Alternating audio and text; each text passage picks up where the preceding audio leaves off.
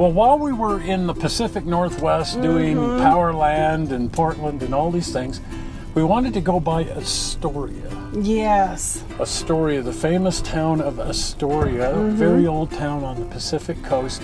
Yes. And it's right at the mouth of the Columbia River.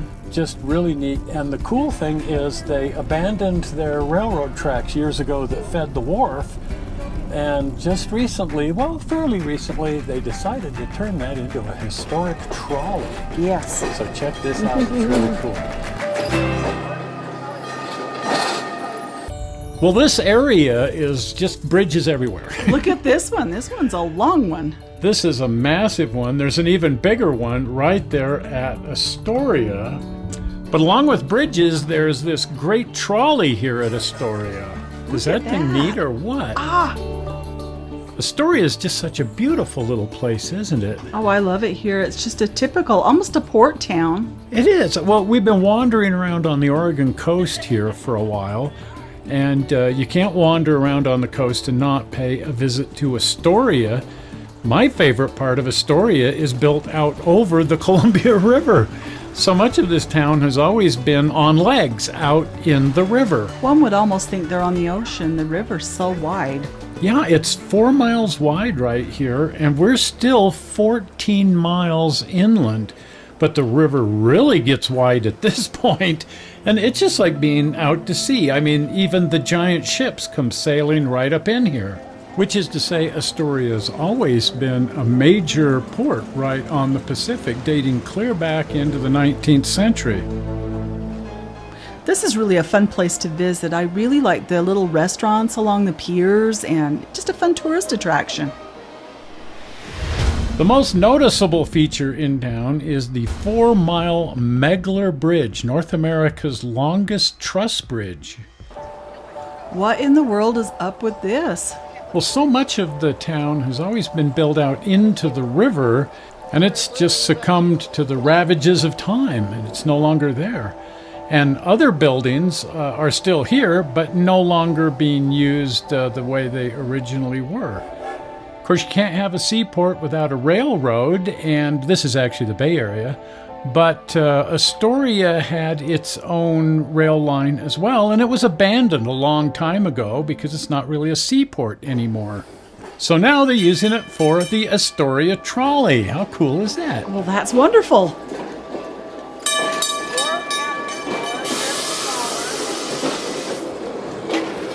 Everywhere you look, you can see remnants of Astoria's history as a seaport and fishing town. But now it's kind of a tourist town, which is good for us. Yes.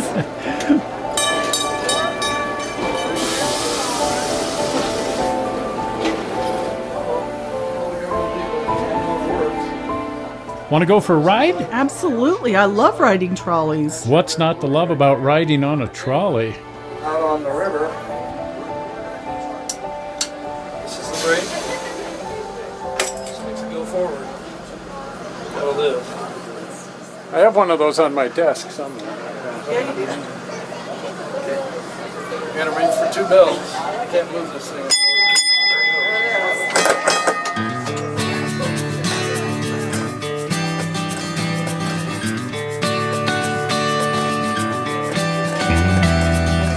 It's nice to see that the trolley is dog-friendly. I'm glad to see that too. As this was never actually a trolley line, there is no overhead wire, and so they haul around a generator. It's a hybrid. It's a Toyota Prius, but that's how they're supplying power to the traction motors when they don't have an overhead wire. They have this little generator that tows them around everywhere they go. Kind of a neat idea. It is. We've seen that on other trolleys. They're doing that in Denver as well.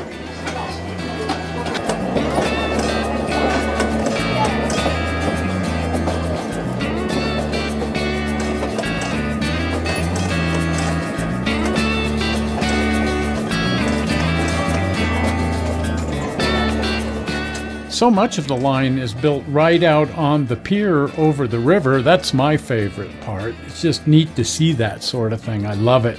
Reminds me of Steve's railroad. Yeah, he's done that in a lot of places on his railroad. Oh, did we find our way to Disneyland? I think so. I found myself with mouse ears. Oh, he wants his hat back. Okay. So along with shipping, the principal business here at Astoria was fishing, salmon fishing in particular, and this was the huge salmon cannery built right out over the river, of course. A few years ago, it looked like this. I saw it like this many, many, many years ago, and unfortunately doesn't look like that anymore. Wind and weather has taken a toll, and today it looks like this. Other than the big boiler, you'd never guess there was ever anything significant here. It's amazing how much damage water can do over a period of time. Yeah, check this out. This is the wreck of the Peter Iredale. It's right there on the beach, right near Astoria. This used to be called the Pacific Graveyard. There were so many wrecks here. Oh, look, an antique store. Isn't it fun? All these little shops are now selling the weird little artifacts left over from the bygone era. But isn't this fun? Oh, it is. Look at all of this. My favorite thing to find is something from the local history like these. These are fishing net floats, glass floats. Isn't that cool? Oh, and doorknobs. Look at all of these doorknobs. Old doorknobs. But this whole store was full of things. Look at that block off of a sailing ship. It's just, I love finding local history in these little shops. It's just fun.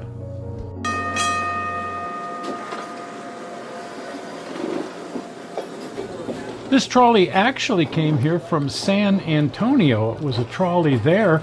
They still own it. It's just on semi-permanent loan. It's really been cobbled together out of a whole bunch of different pieces. They call it number 300. But it basically is built out of a lot of different trolleys. 1914 ran to the early 30s when it was retired. A lot of the metal was robbed for the war effort.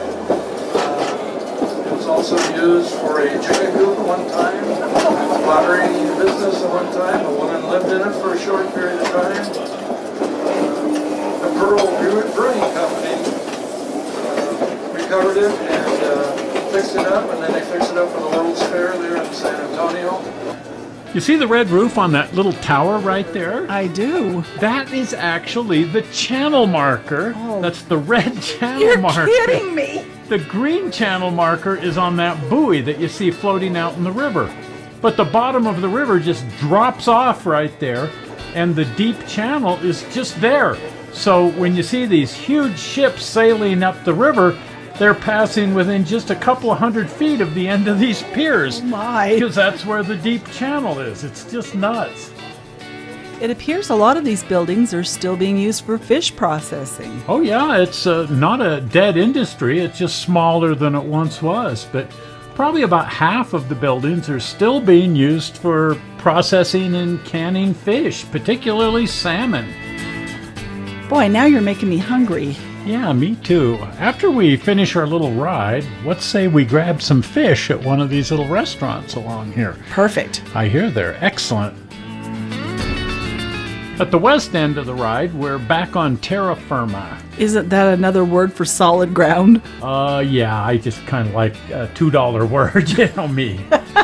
Down here is where the cannery used to stand. Again, not much of it left, just the base for the boiler here, and a little tiny bit of the original pier. Not safe for anything. Even the birds are taking their life in their hands by going out on that. Well, I guess it's good this is on solid ground. Yeah, I'd hate to be out on that wood pier. But it's sure a fun ride. Everybody was having a grand time. A high point is when we cross underneath the Meg Ler Bridge. Isn't that an impressive sight? My goodness. Wow. It just dominates the view here.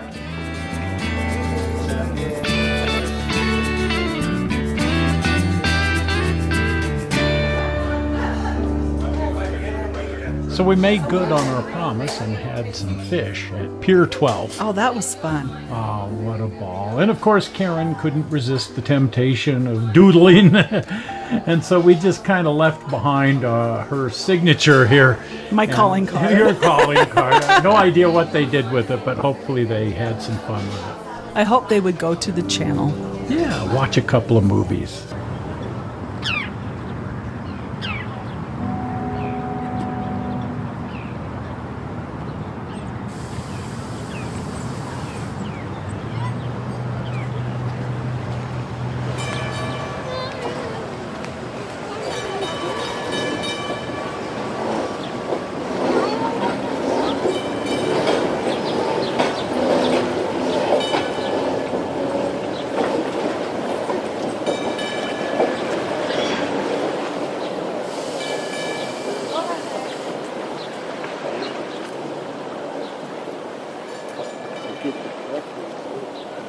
Well, that is a fun trolley. Oh, isn't that neat? I love trolleys. Well, and I love Astoria. Yes, I do now. That's my first time being there. Yeah, I've been through there before, and I've fallen in love with it. This was third time to go through Astoria, and but just the old waterfront there. I'm sure back in the days of salmon fishing, it was a whole different Astoria. I'm thinking so. Pretty radically different. But as it happens, it's now just a really hip, kind of fun place to go shopping antiques and that sort of thing. Oh yeah. Well, at any rate, if you haven't been over to the channel, do hop on over to the channel and binge watch for a while, because there's 330 something like that movies over there. Wow, 330? Just stay busy all day, and tomorrow and the next day. That's right. And the easy way to get over there and become a subscriber in the process is to click on the subscribe button. Are you ready for that? Zoink, right there, that button that says subscribe will take you to the channel. Well, we're not sure how you found this movie on the internet. We hope you didn't find it boring, and we will see you here in a few days with another show. See you then. Bye. Bye-bye.